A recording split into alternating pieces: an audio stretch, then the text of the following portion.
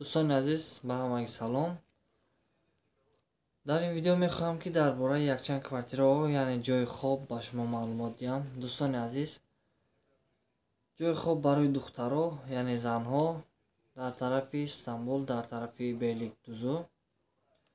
نرخ همین کвартира 2000 لیره. دوستان عزیز، خواهشمندم اگر که باشد رقمش رو میگذارم، مرحمت به او به علاقه باشید. دوستان عزیز، باز یک جای خوابی دیگر در پیش متروی ینیکاپی و در نزدش تراموای یوسف پاشا هم هست. دوستان عزیز، این کвартира جای برای 4 نفر بچه است، یعنی پسر میگیرند 4 نفر. خواهشمند باشد مرحمت نویسید. دوستان عزیز، باز یک خانه دیگر در ینیکاپی، در خانه یعنی دو خانگاه، در کвартира دو خانگاه برای زنها است. دوستان عزیز، مرحمت خواهشمندم که باشد مرحمت نویسید.